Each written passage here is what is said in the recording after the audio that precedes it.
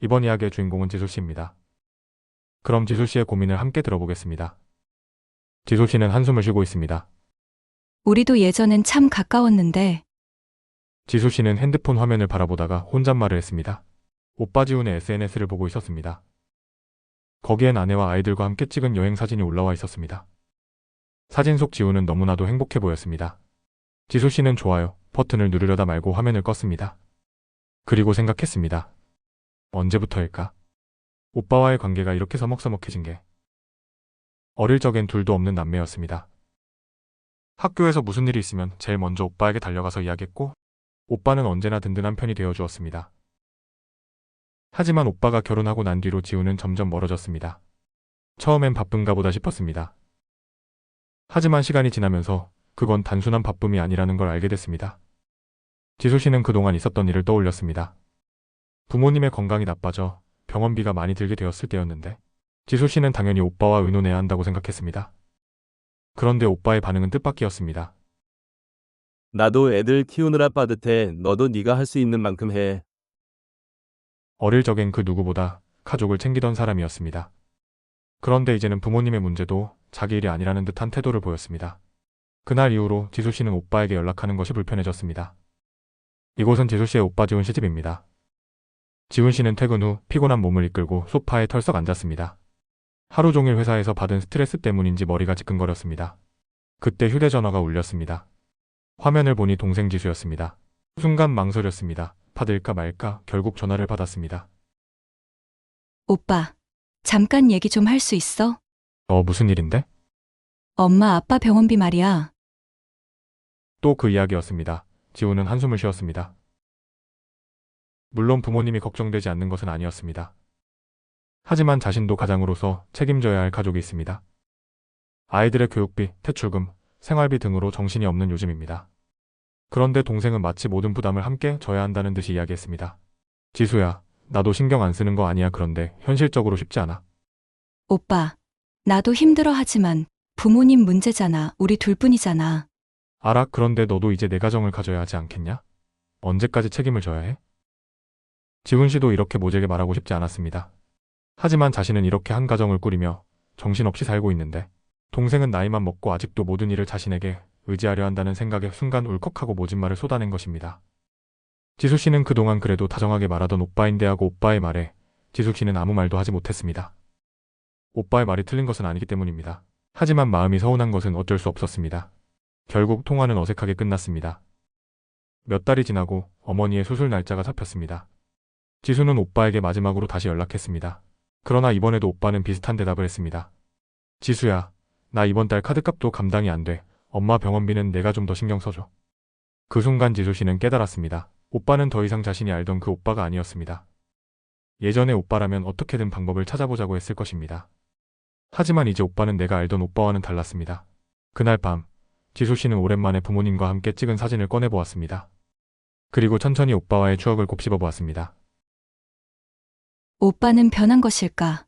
아니면 오빠가 원래 그랬는데 내가 몰랐던 걸까?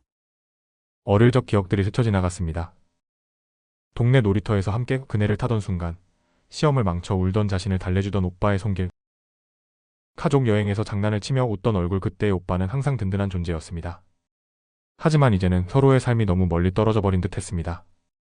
그리고 지수 씨는 이전과는 다른 서운한 마음에 오빠에게 연락하지 않았습니다. 지훈 씨도 동생이 연락이 안 오자 몇 달간은 가끔 궁금하기도 했지만, 또 전화하면 돈 이야기를 할 것이 뻔하니, 그렇다고 지훈 씨 자신이 여유가 있는 것이 아니니 그냥 모른 척하고 말았습니다. 그렇게 한 달이 가고 두 달이 가고 계절이 바뀌었습니다. 지수 씨가 연락이 없기에 지훈 씨는 내심 편안한 마음이 들었습니다. 그 후로 또 시간이 흘렀습니다.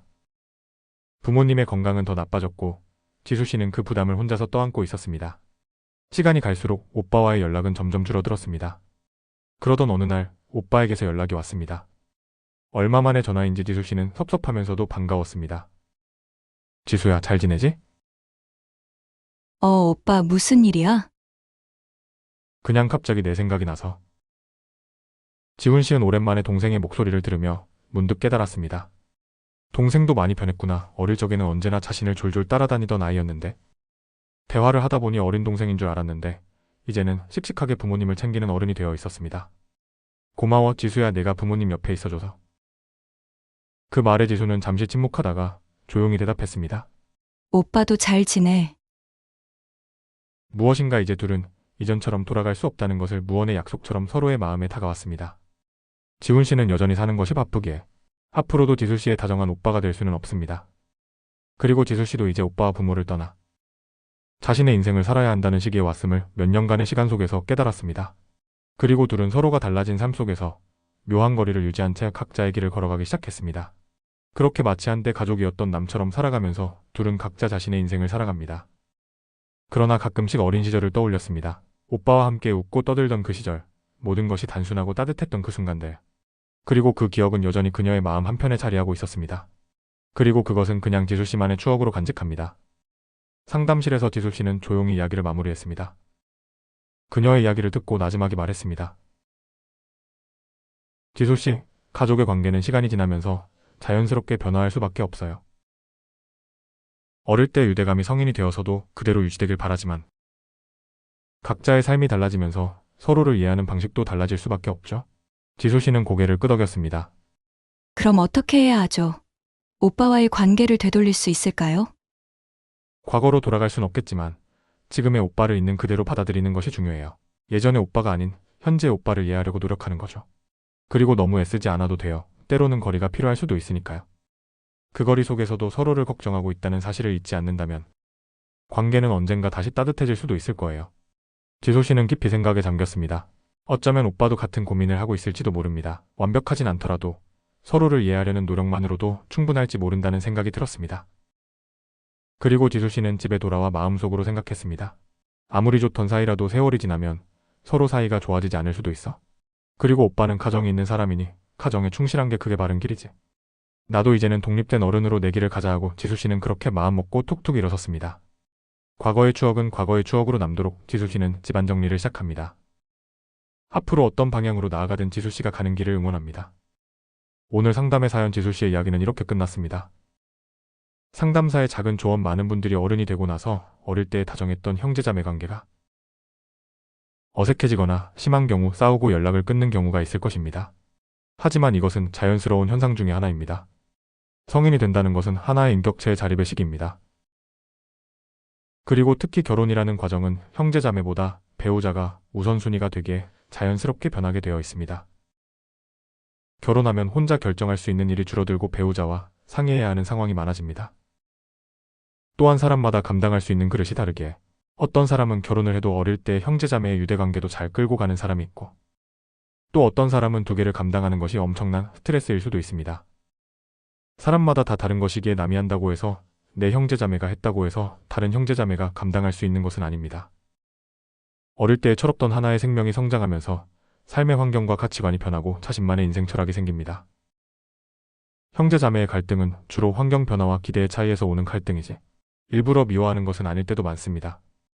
또한 금전적인 문제나 부모 부양 같은 좀 더 큰 책임감은 서로 간의 갈등 요소가 됩니다.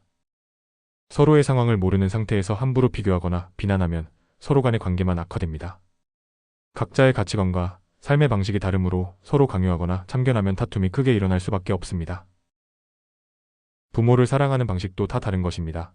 형제자매 간의 일을 비교하거나 강요하지 않는 것도 중요합니다. 사연 함께 해주신 분들 감사합니다. 오늘도 좋은 하루 되세요.